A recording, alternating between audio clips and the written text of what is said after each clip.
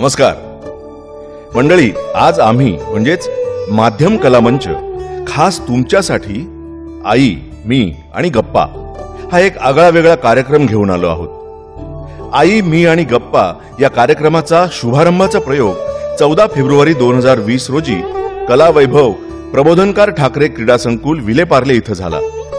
मात्र त्यानंतरच काही दिवसात लॉकडाऊन सुरू झाल्यानं या कार्यक्रमाचे प्रयोग होऊ शकले नाहीत. आज मात्र आम्ही खास तुमच्यासाठी हा कार्यक्रम सोशल मीडियाच्या माध्यमातून फेसबुक लाईव्ह वर 2 भागात सादर करीत आहोत. आई, मी आणि गप्पा. संकल्पना आणि संकलन डॉक्टर अनिल बांदिवडेकर. सूत्रधार कलाकार हिमांगी शुक्ल, मोहिनी टिल्लू, प्रतिमा कंटक, रश्मी कुलकर्णी, सृष्टी पन्हाळे, सुनीता रामटेके, उर्मिला देशपांडे, विद्या जगे, श्रद्धा मोकाशी आणि डॉक्टर श्रीरंग तेंडुलकर. चला तर बघूया आई, मी आणि गप्पा भाग पहिला.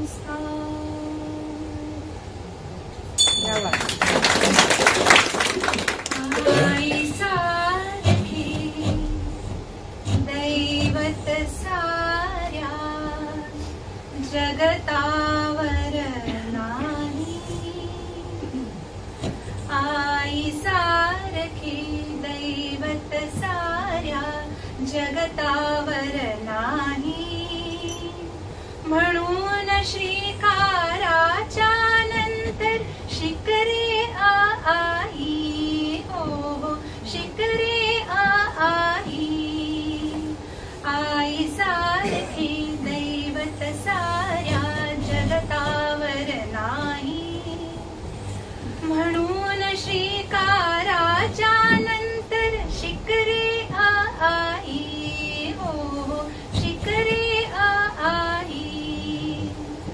नकोस विसरू ऋण आईचे,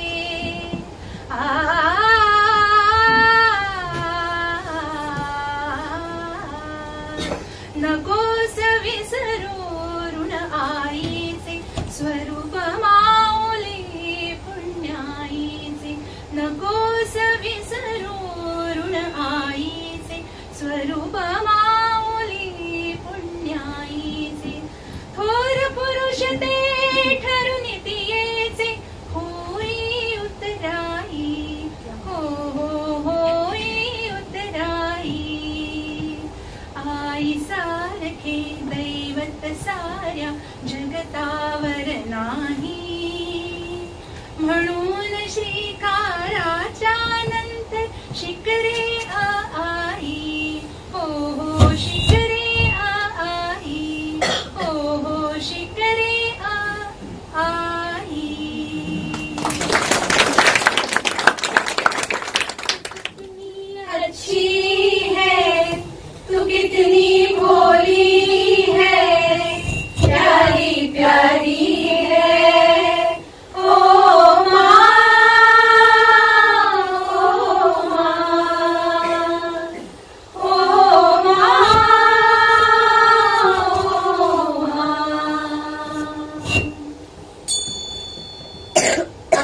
3 गाणी ऐकली. त्यातलं पहिलं गाणं म्हणजे आर्या आंबेकर हिचं वैशाख या अल्बम मधलं. गीतकार अरुण सांगोळे आणि संगीतबद्ध केलंय प्रसाद पाठक यांनी. दुसरं सुमन कल्याणपूर यांच्या आवाजातलं 1964 साली प्रदर्शित झालेल्या वैशाख वळवा या चित्रपटातलं. आणि हिंदी गाणं लता दीदींच्या आवाजातलं 1968 सालच्या राजा और रंग या चित्रपटातलं. आता तुम्ही म्हणाल या 3 गाण्यांचं इथे प्रयोजन काय? प्रयोजन आहे ना, माध्यम कला मंच या संस्थेच्या आई, मी आणि गप्पा या कार्यक्रमाचं. आज आम्ही तुम्हाला आई या विषयावर वेगवेगळ्या कवींनी केलेल्या वेगवेगळ्या कविता ऐकवणार आहोत.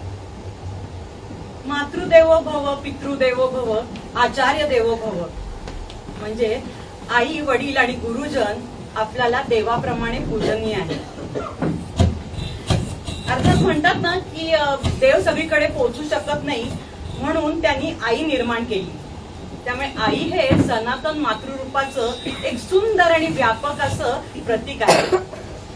जननीचं नातं हे मानवाचं आद्य नातं आहे. सध्या सगळा व्हॉट्सअपचा जमाना आहे, आपल्या डोळ्यासमोरून सतत काही ना काही येत असतं. त्यातलंच एक वाक्य सांगायचं ना तर आई ही अशी व्यक्ती आहे जी इतरांपेक्षा तुम्हाला 9 महिने जास्त ओळखते. सगळ्या नात्यांचं सुरुवात आपली आई या नात्यापासूनच होतो. म्हणजे आपण आयुष्यात अनेक नाती जोडत असतो, पण आई अशी असते ना, ह्या बाळाला आपल्या ह्या जगात आणते, या जगाची ओळख करून देते आणि त्याला वाढवण्यासाठी आपलं सर्वस्व अर्पण करते. म्हणजे खरं तर व्यक्तीचं व्यक्तिमत्व आईच्या संस्कारातूनच घडत असतं. आईपासून लांब जावं असं कोणालाच वाटत नाही, पण तरी सुद्धा काही कारणांनी लांब गेलो तरी तिच्या वात्सल्याने जवळ ओढून ठेवणारी ही आईच असते. सावलीसारखी पाठराखण करणारी आई, प्रेमाची सावली धरणारी आई, मनाची हळवी बाजू आई आणि सगळ्यात प्रिय व्यक्ती आई. आई माझा गुरु, आई कल्पतरू, सुखाचा सागरू आई माझी, असं म्हटलंय ते याच अर्थाने. आई म्हणजे दुःख, त्याग, वेदना याचा धगधगता होम. आई अक्षर 2च, पण त्यात जग सामावेल एवढी व्यापकता आहे. तसं पाहिलं तर मराठी साहित्यात पुष्कळ कवींनी, म्हणजे अनेक कवींनी, जवळजवळ सर्वच की कवी आई याच्यावर काव्यलेखन केलेलं आहे. म्हणजे उदाहरण द्यायचं झालं तर कवी यशवंतांची स्वामी तिन्ही जगाचा आई विना भिकारी, किंवा माधव जुलियन यांची प्रेमस्वरूप आई. अशा अनेक कवींच्या आम्ही कविता आणि प्रसिद्ध गाणी किंवा आम्हाला भावलेल्या पण तितक्याशा प्रसिद्ध नसलेल्या कविता आणि ह्या कविता वाचता वाचता त्यांची तयार झालेली गाणी पुढील 3 तासात आम्ही तुमच्या पुढे सादर करणार आहोत.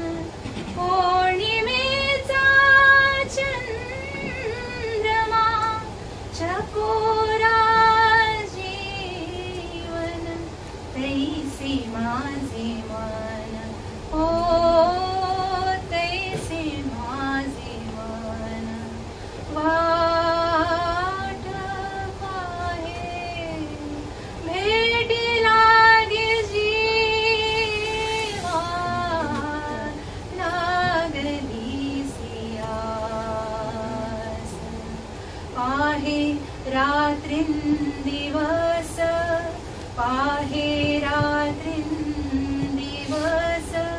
वाट तुझी भेटी लागे जीवा लागलीसे आस.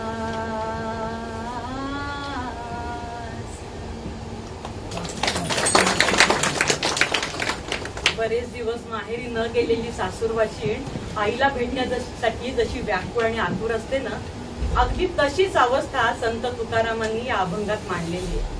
म्हणजे विठ्ठल दर्शनासाठी त्यांची तीच व्याकुळता आणि तीच आतुरता. आपली महाराष्ट्र भूमी खरंच खूप भाग्याची भूमी आहे, कारण तिला 700 वर्षांची संतांची परंपरा लाभलेली आहे.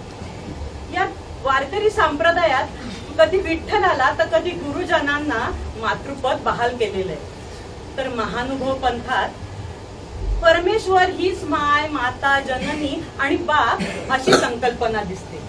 या महानुभव पंथातील विश्वनाथ बास यांनी म्हटलंय, ते नेणो कैसी सदैव माये, जे न पविजे कवणे पुण्योपाय. ते परब्रह्म उदराये, या परते भय नाही. अर्थात जिच्या पोटी साक्षात परमेश्वरांनी जनकल्याणार्थ जन्म घेतला ती माता खरोखरच भाग्यवान आणि पुण्यवान आहे. संत ज्ञानेश्वर एक तत्वज्ञ कवी होते. म्हणजे सकळ जनांच्या कल्याणासाठी पसायदान लिहिणारी म्हणून ती ज्ञानोबा माऊली. तर ह्या ज्ञानोबा माऊलींनी आपले गुरुबंधू संत निवृत्तीनाथ यांनाच मातृत्वाचा दर्जा दिला होता.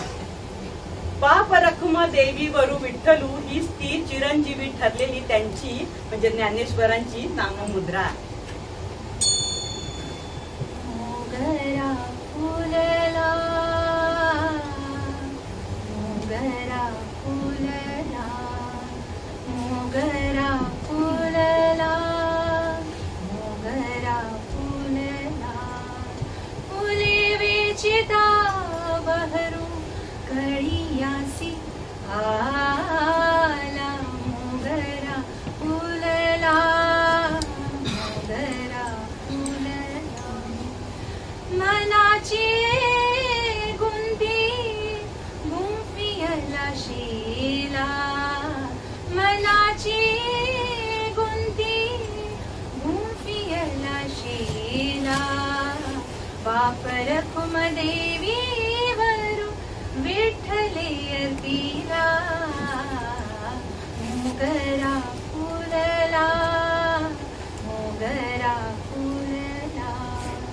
फुले विचिता बहरू कळियासी आला. मोगरा फुलला, मोगरा फुलला.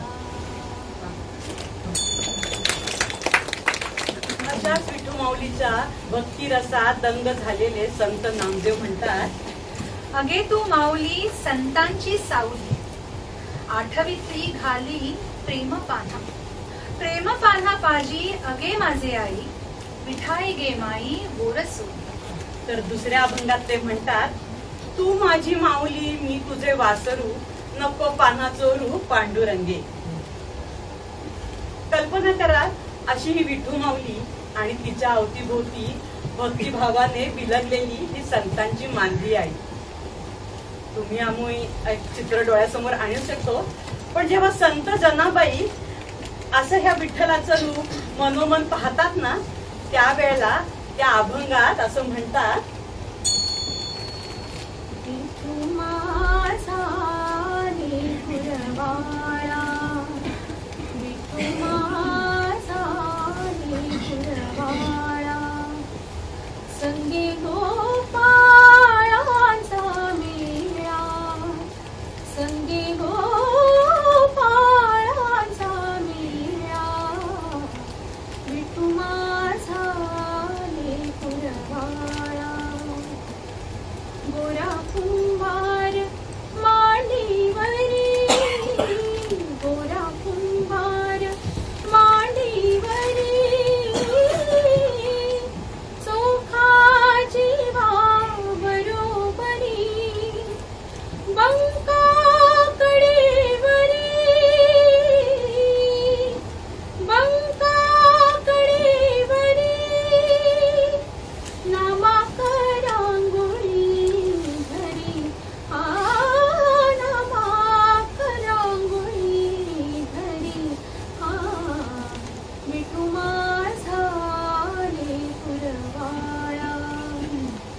संगी गोपाळांचा मेळा, संगी गोपाळांचा मेळा, विठू माझा लेकरवाळा, विठू माझा लेकरवाळा. या चराचरात जीवसृष्टी आहे आणि या जीवसृष्टीतल्या मातृरूपाचं दर्शन जेव्हा संत जनाबाईंना होतं तेव्हा हा असाही अभंग त्यांच्याकडून लिहिला जातो. पक्षी जाय दिगंतरा,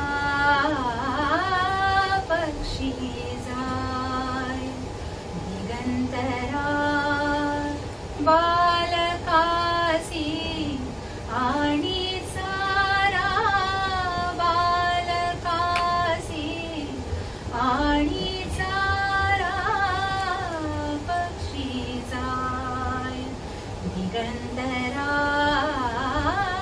पक्षी जाय.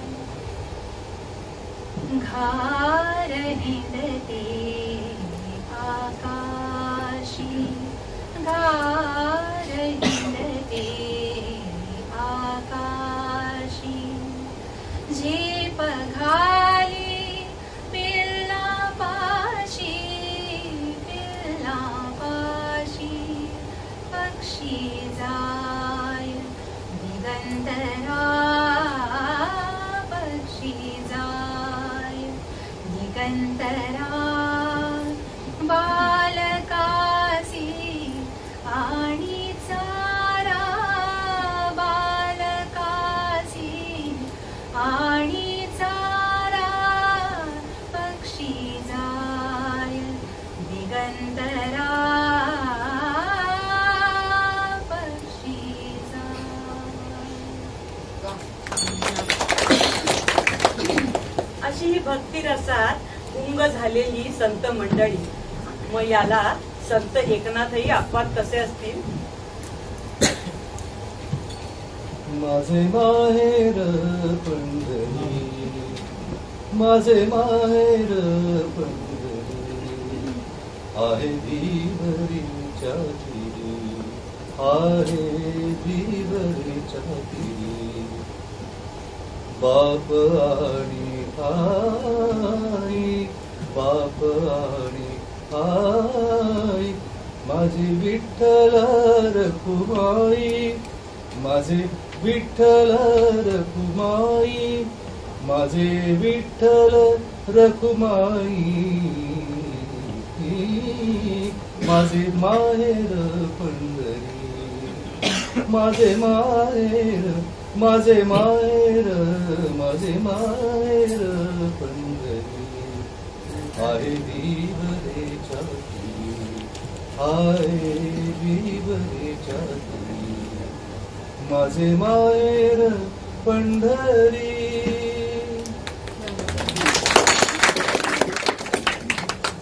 आई म्हणजेच एक स्त्री.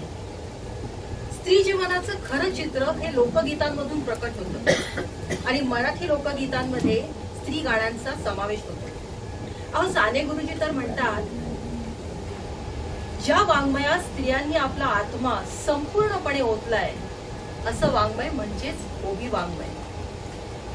अगदी जात्यावर दळताना, पाळणा हलवताना, मुलांना झोपटताना, झोक्यावर झोके घेताना या ओव्या अगदी सहज आणि उत्स्फूर्तपणे रचल्या गेलेल्या आहेत.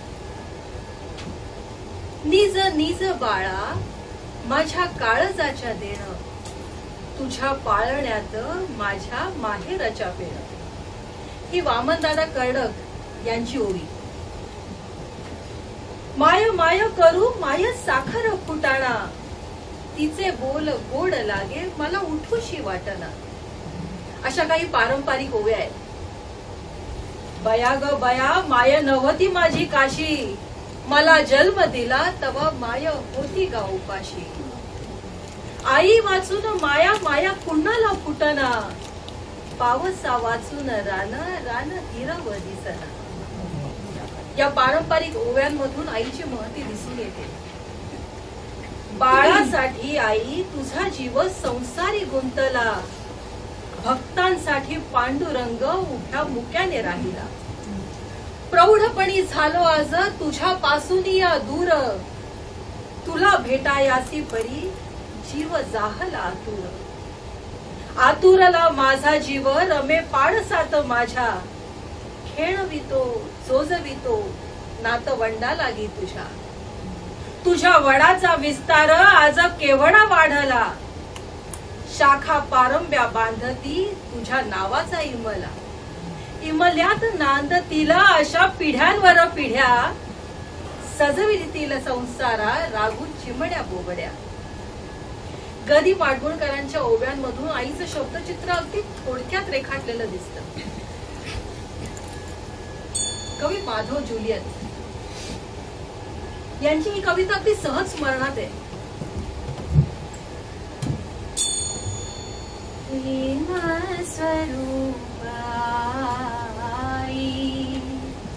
वात्सल्य सिंधू आई, बोलावो तुझ आता, मी कोणत्या उपायी. प्रेम स्वरूप आई, वात्सल्य सिंधू आई, बोलावो तुझ आता, मी कोणत्या उपायी. प्रेम स्वरूप आई, वक्षी तुझ्या परी केव्हा स्थिरेल डोके, वक्षी तुझ्या परी केव्हा स्थिरेल डोके. देईल शांत वाया हृत्स्पंद मंद झोके, घे जन्म तू फिरोनी, येईन मी कोटी कोटी ठरोन देवा, एक आस मोठी. प्रेम स्वरूप आई, वात्सल्य सिंधू आई, बोलावो तुझ आता, मी कोणत्या उपायी. प्रेम स्वरूप आई, आई.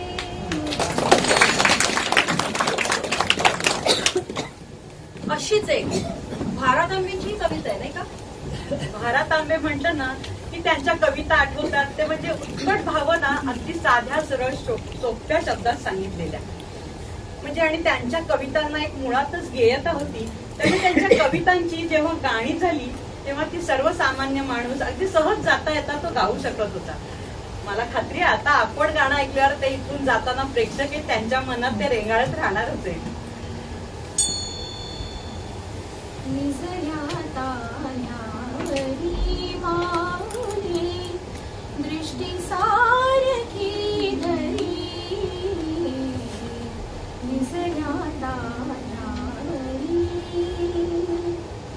तिचा कणीजा पदरी निजला, जीवा पलीकडे जपित्या जला, तिचा कणीजा पदरी निजला, जीवा पलीकडे जपित्या जला.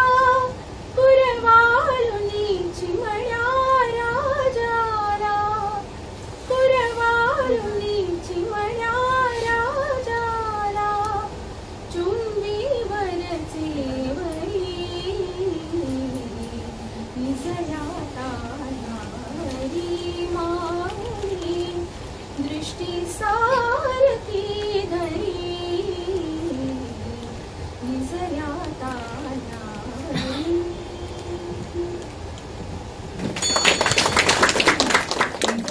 आर्यावरी माऊली. कवीने काय सुंदर वर्णन केलंय ग. अगदी डोळ्यासमोर चित्रच उभं राहिलं. आई तिच्या मांडीवर बस झोपलेल्या तांदुल्याकडे अगदी एकटक नजरेने बघते. हो ना. खूप खूप सुंदर वाटलं. खरंच ग, आई म्हटलं की कितीतरी गोष्टी आठवतात ना. म्हणजे अगदी तिने आपल्याकडे प्रेमानं बघणं, तिथपासून तिचा हात आपल्या पाठीवर प्रेमाने फिरणं, अगदी सगळंच आठवतं. तुझ्याकडे कोणती आई आहे ग आज? आज मी कवी अनिलांची आई कविता. आठवते आई फिरून प्रसन्न शांत तुझे वदन, मूर्तिमंत जणू तृप्त समाधान, विफळ ज्यामुळे ज्ञान विज्ञान. आई तू तुळशी पुढे बसून काय पाहिलेस डोळे मिटून, तुझ्या पांढऱ्या केसातून परतले कसे. आई तू अति कष्ट उपसलेस, दुःखाचे किती मूग गिळलेस, तेढ्या वागणुकी सहन केल्यास अन शब्दांचे प्रहार वर झेललेस. शांता शेळके. शांताबाईंना कोण ओळखत नाही. त्यांनी 300हून अधिक चित्रपटांसाठी गाणी लिहिलेली आहेत. रामराम पाहुणा त्यांचा पहिला चित्रपट. त्यांची एक कविता आहे, फुलात फुलबाई जायचं. त्यात त्यांनी आईचं वर्णन इतक्या सुरेख शब्दात केलेलं आहे. फुलात फुलबाई जायचं जायचं, फुलात फुलबाई जायचं जायचं, बालपणी भोगाव सुख आईचं आईचं. घाली तसे नाऊ माखू केस कुंकू तीट राखू, घाली तसे नाऊ माखू केस कुंकू तीट राखू, लेणं अपूर्वाईचं सुख भोगाव आईचं आईचं, फुलात फुलबाई जायचं जायचं. आईचा गमाऊ मार माझ्यावर माया फार, आईचा गमाऊ मार माझ्यावर माया फार, दूध जस साईचं साईचं, सुख भोगाव आईचं आईचं.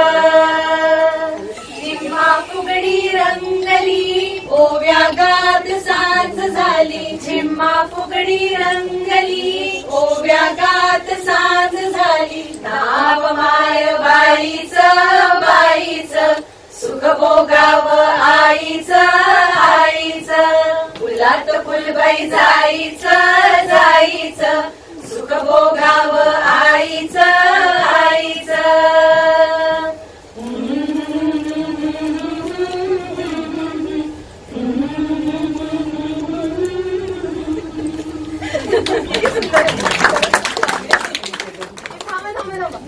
ऐका ना, मला तुम्ही तुमच्या आईबद्दलची आठवणी सांगा ना, लहानपणाची. म्हणजे माझी आई मला ओरडते, प्रेमही करते, स्ट्रिक्ट पण आहे. म्हणजे इकडे जाऊ नको तिकडे जाऊ नको, नुसती अभ्यास कर. तुमची आई पण तुम्हाला अशीच करायची का? एक मिनिट मी सांगते. माझी आई म्हणजे आरडाओरडा स्ट्रिक्टनेस असं काही नाही. माझी आई म्हणजे नुसतं प्रेम आणि प्रेमळपणा. स्ट्रिक्टनेस हा सगळा बाबांकडे होता. बाबा म्हणजे सेकंड हिटलर. आमच्या घरची ना एक पद्धत होती, म्हणजे जेवताना बाबांना मी शेंडेफळ म्हणून टेबलावर मी लागायचेच की जेवताना ही हवीच. मोठी फॅमिली म्हणून एका कोपऱ्यात बाबा आणि दुसऱ्या कोपऱ्यात मी, असं जेवायचा प्रोग्राम. आणि शिस्त म्हणजे की ताटात वाढलेला सगळा जिन्नस संपलंच पाहिजे, म्हणजे सगळं वाढलेलं सगळं संपलं पाहिजे. तेव्हापासून आतापर्यंत कारल्याची आणि मेथीची भाजी मला अजूनही म्हणजे नाहीच आवडत. आणि ती ज्या दिवशी बनायची मला बापरे असं वाटायचं की आता काय करावं, खावी तर लागणार. हळूहळू जेवायचं का, बाबा उठून गेल्यावर मग आपण हळूच आईला सांगायचं मला नको, असं काय काय विचार करायचे मी. तर व्हायचं असं की माझी पहिली पोळी संपत, मी एकच पोळी जेवायचे. पोळी संपत आली की आई म्हणायची अगं अजून अर्धी पोळी घे अर्धी पोळी घे. मी नको नको म्हणत असताना सुद्धा आई ताटात वाढायची. बरं वाढायची तर कुठे, जिथे ती भाजी वाढली ना त्या भाजीच्या वर. पोळी अगदी शेवटचा घास खाताना आई म्हणायची अच्छा तुला नकोय का, बरं ठीक आहे मग मी घेते. असं म्हणून ती पोळी उचलण्याच्या बहाण्याने आई खालची भाजी पण उचलून घ्यायची आणि माझ्या ताटातली भाजी कायम व्हायची. असं माझ्या बाबांचा ओरडा पण वाचायचा. तुझी जशी आठवण आहे ना, पण माझी वेगळी आहे. माझी आई एकदम स्ट्रिक्ट होती. आमच्याकडे नवीन पिक्चर आलं ना 7च्या आत घरात, ते मला वाटतं माझ्या आईकडनंच घेतात. काय माहितीये ना, त्या काळी कुठे म्हणजे तुमच्या तुमच्याकडे आता भरपूर चॅनल्स आहेत, काय काय तुम्ही चॅनल्स मध्ये एंटरटेनमेंट बघू शकता. पण त्या काळी ना अख्ख्या आमच्या सोसायटीत एकच टीव्ही आणि तोही ब्लॅक अँड व्हाईट. आणि ना गुरुवारी छायागीत लागायचं. छायागीत बघितलं ना काय हायचं वाटायचं. तर काय करायचं, आम्ही 6 ते 7 भरपूर खेळायचो हा. आणि 7ला डॉट घरी. का तर 7 ते 8 आपला होमवर्क संपवायचा आणि 8 वाजता छायागीत बघायला जायचं. तर काय करायचं की आईचा एक नियम होता, 8 नंतर एकही ओळ लिहिली ना तर छायागीत बघायचं नाही. म्हणजे आठवडाभर नुसतं म्हणजे जीव कासा विसायचा. तर काय करायचं आम्ही 7 ते 8 जेव्हा पटापट होमवर्क करायचं ना, एखादी ओळ राहिली असेल ना तरी आम्हाला टेन्शन. त्यामुळे नंतर अक्षर बघण्यासारखं असायचं. आणि एकदा 8 वाजले की पटापट करायचं आणि जाऊन ते छायागीत बघितलं ना की आठवडा कसा मस्त झाला. आता काय माहितीये ना, त्याच्यामुळे मात्र आईमुळे ही शिस्त लागली. वेळच्या वेळी गोष्टी संपवायच्या आणि जर वेळच्या वेळी संपवल्या तर पुढे आयुष्यात छायागीत आणि फुल केले गुलशन. आईची जशी आठवण आहे ना तशी माझ्या आईची पण. माझी आई पण स्ट्रिक्टच आहे बरं का. तिला पण तुझ्याकडे 7, आमच्याकडे 7:30 म्हणजे 7:30ला घरात आलंच पाहिजे. 7:30ला घरी आलं की हातपाय धुवायचे, शुभम करोती म्हणायचं, पाढे म्हणायचे आणि मग आम्हाला आई जेवायला वाटायची. आम्ही 3 भावंड एकत्र जेवायला बसायचे. आई गरम गरम फुलके करून वाढायची. मी खेळायचे जास्त आणि खूप दमूनही घरी यायचे. एकदा अशीच दमून आले तेव्हा आईने माझ्या अवतारावरनं सांगितलं, आज काय तू धड जेवणार नाही. तरी पण सगळं हातपाय धुतले, पाढे म्हटले, शुभम करोती म्हटलं आणि आम्ही जेवायला बसलो. तर आई गरम गरम फुलके वाढत होती आणि जेवायला बसल्यानंतर मला ज्या डुलक्या यायला लागल्या की काही विचारची सोय नाही.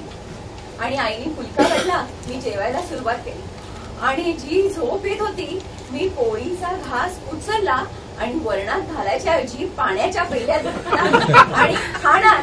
तेवढ्यात परत आईची पाठ वळली माझ्याकडे आणि आईने बघितलं आईने की मी पाण्यात बुडवून पोळी खाते झोपे.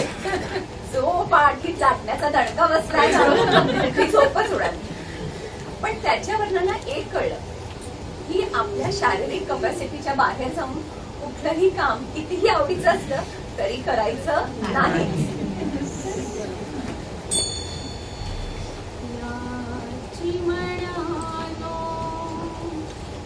परत फिरा रे चिमणानो, परत फिरा रे घराकडे आपुल्या झाल्या. तिन्ही सांजा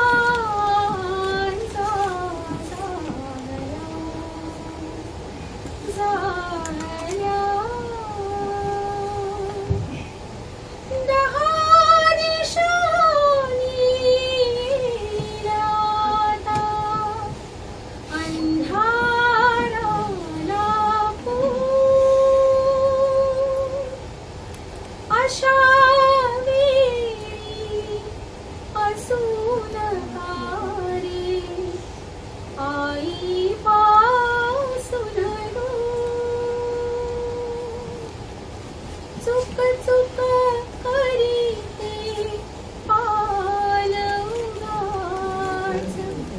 चिंता मज लागला या चिमण्यानो, परत फिरा रे घराकडे आपुल्या झाल्या. तिन्ही सांजा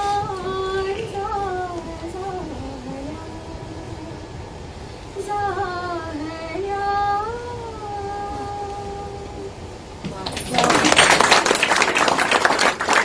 सुंदर गायलीस. वा. गाण्यावरनं मला आठवण झाली माझ्या आईची आणि आईच्या आईची. माझी आजी, जिला आम्ही जिजी म्हणायचो. एकदा काय झालं, जिजी आली होती राहायला आमच्याकडे आणि माझ्या आईचा आवाज फार सुंदर. म्हणजे ती शिकली नाहीये पण लता आशांची गाणी ती हुबेहूब म्हणते. आणि असं म्हणजे तिच्याकडनं मी लहानपणापासून ऐकून ऐकून शिकत होते. तर अनेक वर्ष असं झालं होतं की मी ओरिजिनल ऐकलेलंच नसायचं आणि तशीच मी बाहेर राहत होते. तर तिची एक आठवण आहे की संध्याकाळी आमच्याकडे पण 7:30ला चहा घरात असायचं, रामरक्षा, टेबल, होमवर्क करून जेवायला बसायचं. आई स्वयंपाक करून वाढून झाल्यानंतर, जेवण झाल्यानंतर मी आणि आईच असायचं, टेबल आवरणं, ओटात धुणं वगैरे. आणि तेव्हा आई गुणगुणायला लागायची आणि मला ते नवीनच असायचं. दरवेळेस कुठलं तरी नवीन गाणं, म्हटलं काय करतेस, कसं राहायचं. मग ती बारीक सारीक त्याच्यातले. आणि तिचं असं की ती रेडिओच्या काळातली आहे ना, त्यामुळे ती एकदा जाऊन लागलं गाणं की धावत जाऊन ऐकायचं, एकदाच ऐकून ते लिहून घ्यायचं. तर ती पण सवय ऍक्च्युली आईमुळेच मला लागली की एकदा ऐकलेलं गाणं लिहिता आलं पाहिजे. तर गुणगुणायला लागायची. तर असंच एकदा झालं, आवडता आवडता तिने मला एक गाणं शिकवलं आणि मग आम्ही झोपलो. मी, माझा भाऊ आणि जीजी एका खोलीत झोपलो. आणि मध्यरात्री मला खडबडून जाग आली. जीजी मला उठवत होती, अगं रश्मी उठ. मी म्हटलं काय झालं. मला वाटलं तिलाच काय झालं की काय रात्री त्रास होतोय वगैरे. तर ती म्हणजे नाही, तू गातेस झोपेला, तू बडबड करतेस झोपेत, हे मला माहिती होतं लहानपणापासून, पण तू गातेस आता. आणि संध्याकाळी तुम्ही जे गाणं रात्री गात होतात ओटा आवरताना, यू सजा छान, अशा बाईंचं, आणि ते तू गातेस आणि मला झोप लागत नाहीये, तर तू जरा शांत होऊन झोप आता जरा शांत. म्हणजे बाळाचे पाय अगदी पाळण्यात असं झालं. आणि मग आम्ही झोपलो. आणि तसं आईचं म्हणजे प्रेम, गाण्याचं प्रेम, वेळ ते काय ते खरंच आईवडील. तुझं जसं गाण्याचं वेळ म्हणजे आईकडनं नकळत आलं ना, तसंच काहीसं माझं म्हणता येईल. म्हणजे काय आहे की आमच्या सोसायटीत 26 जानेवारी नेहमी कार्यक्रम असायचे. म्हणजे 15 दिवस अगदी उत्सवाचं वातावरण, सगळे नाटक, ह्याच्या प्रॅक्टिस वगैरे. लहान होतो आम्ही, मी माझी मैत्रीण. आम्ही काय होतं त्यावेळेला, आम्ही लहान म्हणून आम्हाला कुठल्या कार्यक्रमात घेतलं नव्हतं. तर ठीक आहे बा, आम्ही ह्याचा एकदा हा बघायला जातो, त्याची प्रॅक्टिस बघायला जातो, सगळीकडे जायचो. तसं एक मोठ्या मुलींचा, आमच्यापेक्षा थोड्या मोठ्या मुलींचा नाच बसवला होता. तर आम्ही दोघी जण तिथे रोज बघायला जायचो. तर बघायला जायचो आणि मजा यायची की असं अगदी स्वप्न रंगवायचं की आता अजून 2 वर्षांनी आपणही करणार बरं का आता असाच प्रोग्राम. त्यामुळे छान वाटायचं तेव्हा. आणि मग असं करता करता कार्यक्रमाच्या 2 दिवस आधी ते म्हणाले की तो नेहमीच आपला आज गोकुळात रंग, तो फेर धरून जो नाच असतो ना, तो त्यांचा नाच चालला होता. ते म्हणले अरे आता 2 दिवसच राहिले, आता इथं मध्ये कोणतरी कृष्णा हवा. आता कृष्ण हवा. तर त्या म्हणल्या कोणाला करायचं. तर मग माझी मैत्रीण होतं, थोडी ती माझ्यापेक्षा जरा सावळी होती. म्हणले ही बरी आहे, चला त्याला हिला घ्या कृष्ण म्हणून तिला घेतलं आणि कृष्ण म्हणून उभं केलं. आणि त्या क्षणाला मला असं वाटलं अरे आता आपण एकटेच, म्हणजे सगळे नाच करणार, तिथं सगळं करणार, मी एकटीच प्रेक्षकात. आणि त्यांनी मी एवढी कासावी झाले, घरी येऊन खूप रडारड केली. जरा वडिलांना वाटलं की एवढं काय पुढच्या वर्षी घे काय असं. पण आईला थोडंसं जरा वाटलं बहुतेक. ती म्हणाली काय, म्हणजे मला असं वाटायचं की मी रडल्यावर थोडं ते म्हणतील की जाऊन त्यांना की अहो घ्या आईला पण असं. रडल्यावर ते कारण होतं. पण तसं काही दिसलं नाही. मग आई म्हणाली बघते नाही ना घे, ठीक आहे मग तू एकटी करशील का. मी म्हटलं हो करीन. तिने मला नवीन फ्रॉक आणला, नवीन भाऊली आणली. आणि ती शिक्षिका होती तर तिने शाळेतल्या बाईंकडनं 2 भाऊलीवरची गाणी आणली आणि 2 दिवसात ती माझ्याकडनं करून घेतली आणि म्हणली आता तू जा कर. तर अशा मग कार्यक्रमाच्या दिवशी मी सगळ्यात पहिलं जाऊन ती 2 गाणी अगदी ती कार्यक्रमात तिथं जाऊन केली. आणि स्टेजवरचा माझा पहिला परफॉर्मन्स आयुष्यातला तो माझ्या आईच्यामुळे मी तिथं स्वस्त बसून तर ते अजून नाही. जसं तुझ्या आईचं ना तसंच अगदी माझ्याही बाबतीत तसंच घडलं. 4थीला असताना शाळेत आपलं गॅदरिंग असतंच. तर तेव्हा नाटकात भाग मला घ्यायचा होता, पण बाईंनी काय मला नाटकात घेतलं नाही. त्या म्हणाल्या की नाही आता झालं सगळ्यांचं सिलेक्शन झालेलं आहे, तर आता काही तुला नाटकात येता येणार नाही. तर मी आपली 2-3 दिवस जरा असं हिरमुसल्यासारखी झाली. घरात कसं असं काही घडलं की तेव्हा आईची नजर अगदी बरोबर असायची की ही शांत शांत काय झालं. तर तिने मी म्हटलं आधी तिला काही सांगितलंच नाही, कारण प्रॉब्लेम काय ती मालवणी बोलायची. आता ही जाऊन बाईंना मालवणी बोलणार म्हणजे मग मला जरा कसं तरीच वाटायचं. म्हटलं काय वेळासारखं. तर मी म्हटलं की नाही. ती म्हणाली थांब. मी म्हटलं काय झालं विचारलं. तेव्हा मी तिला सांगितलं की अगं मला नाटकात घेतलं नाही. मग चल मी येताय बाईंका भेटात. बाईंका भेटा घेते. म्हटलं नको तू नको येऊ. तर मी म्हटलं मी सांगेन बाईंना तसं. तर ही काय ऐकलीच नाही. मधल्या सुट्टीत आलीच ती शाळेत. काय हो बाईंनो, आमच्या इद्या नाटकात क्या करा घेणार. पण नाही हो, आता सगळं झालं सिलेक्शन, आता पुढल्या वर्षी बघूया. पण ही काय ऐकते मालवणी ती राहिली तिथेच उभी. काय बाई म्हणतात नाही हो, आता पुढल्या वर्षी घेऊया, सगळ्यांचं झालंय आता बसलंय. पण तिने काय पिक्चर सोडला नाही, ती तिथेच उभी राहिली आणि तिने नाटकात मला घ्यायला लावलं. तर आणि तेव्हापासून म्हणजे नाटकात मी काम करते ते आजतागत आपलं काही ना काहीतरी चालू आहे. पहिला गुरु माझी आई. हिला जशी मालवणी आई शाळेत नको होती ना, तसं माझी आई नऊवारी नेसायची. म्हणजे गावावरून आली होती आणि ती नऊवारी नेसायची. आणि आम्ही अरसेटच्या क्वार्टर्स मध्ये होतो, तर तिथे थोडं जरा हायफाय, आणि आमच्या शेजारच्या काकू तर जरा जास्तच हायफाय होत्या. आणि नवीनच प्रेशर कुकर बाजारात आला, तर मग तिने त्या काकूंनी सगळ्यांना बोलवलं. आणि तिने तो नवीन पहिल्यांदाच आणला होता. आई पण गेली बघायला, तर तिने ते वर्णन केलं प्रेशर कुकरचं छानपैकी, की वरण भात बटाटे 15-20 मिनिटात होता आणि मटण तर 15 ते 20 मिनिटात शिजतं. आईला तो पाणी लागला, पटकन एवढं 1 तास लागतो शिजायला. आई घरी आली, वडिलांना आली, तो प्रेशर कुकर आपल्याला आणायचा बाबा, आणि पटकन सगळं होत आहे मटण वगैरे. आणि मग ठीक आहे आणूया आपण, पुढच्या रविवारी मटण आणतो, तो कुकर आणतो आणि आपण जर झालं 15-20 मिनिटात शिजलं नवीन आणूया. सो ते आणलं रविवारी मटण वगैरे, आणि आई काकूंकडे कुकर आणायला गेली. अहो जरा तुमचं प्रेशर कुकर द्या ना, आम्ही मटण आणलंय, जरा आम्ही बघतो आधी ट्राय करून आणि मग आणणारच होत नवीन. अरे नाही, काय झालं, मी ना तो मटणाचा वॉल्वच आणला नाहीये. तो मी काय तुम्हाला तो कुकर देऊ शकत नाही. आईला खरं वाटलं की नसेल काही, म्हणून आई आली, वडिलांना सांगितलं का त्यांच्याकडे तो मटणाचा वॉल नाहीये, आपण आता गेले दुकानात. आई वडील घेतला प्रेशर कुकर दिला, तर आई वडिलांना आओ ते मटणाचा बॉल घ्या ना. तर अशी आमची आई, ती नऊवारी नेसायची म्हणून काय व्हायचं, आम्ही तिघही भावंड तिच्या बरोबर चालायचो शाळेत जाताना. आणि तिला शाळा शिकली नसल्यामुळे तिला शाळा म्हणजे मंदिर वाटायचं. म्हणजे आम्ही मुलांनी शिकावं, ऑफिसर व्हावं तिचं स्वप्न. पण ती नऊवारी नेसायची आणि आम्हाला ती शाळेत सोडायला यायची, तेव्हा आम्ही प्रत्येक जण ते 10-10 फूट तिच्या लांबनं चालायचो, तिच्या बरोबर चालायचो. तर ते जरा मलाही वाईट वाटलं. मी वडिलांना म्हणाले की तुम्ही आता आपल्या काकू वगैरे सहावारी नेसतात, तर आईला नेसू देत ना सहावारी. तर मग आमच्या आईला वडिलांनी दिवाळी सहावारी आणली, आणि आई जेव्हा सहावारी नेसली तेव्हा ती अगदी आम्हाला अगदी खूप अशी खूप असं छान बरं वाटलं आम्हाला. तेच काही दिवसांनी म्हणजे माझं लग्न झाल्यावर माझ्या मुली शाळेत जायला लागल्या, तर त्या ओपन हाऊसला बोलवताना मम्मा ती काकूबाई सारखी साडी नेसून येऊन ड्रेस घालून ये. आणि आता माझ्या मुलीचा मुलगा शाळेत जातोय, तर तो म्हणतो mom chill, no dress, T shirt आणि जीन्स घालून येते. म्हणजे पिढी बदलली आहे. मुलांचा आईकडे बघण्याचा दृष्टिकोन द्या ना. आपली मम्मी अशी छान मॉड आणि स्मार्ट अशी हवी. मुलांचं मत तसंच आहे प्रत्येक पिढी. तिची जशी गावाकडची आई आहे, तसंच ग्रामीण भागातल्या आईवर अनेक कविता केलेल्या आहेत. आणि ग्रामीण भागातली आई म्हटलं की आपल्याला सोपानदेव चौधरी, ना. ग. देशपांडे, कवी मायदेव, ग. ल. ठोकळ अशा कित्येक कवींच्या कविता आठवतात. आणि बहिणाबाई चौधरी त्याला अपवाद कशा असतील.